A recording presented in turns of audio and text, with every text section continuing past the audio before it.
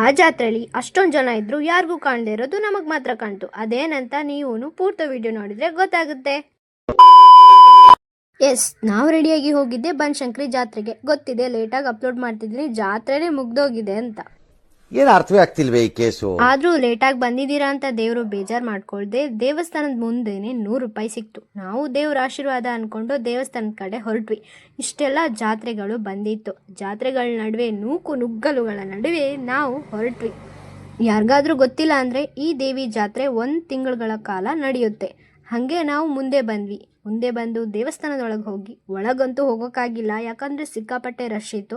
ಅಲ್ಲೇ ಹೊರಗಡೆ ಕೈ ಮುಕ್ಕೊಂಡು ಕಾಯಿ ಹೊಡ್ಕೊಂಡು ದೇವರಿಗೆ ಅಲ್ಲೇ ಊದಿನ ಕಡ್ಡಿ ಬೆಳಗಿ ನೆಕ್ಸ್ಟ್ ದೇವರಿಗೆ ನಮಸ್ಕಾರ ಹಾಕಿ ವಾಪಸ್ ಹೊರಗೆ ಒಟ್ಟಿಗೆ ಬರಲಿಲ್ಲ ನಾವು.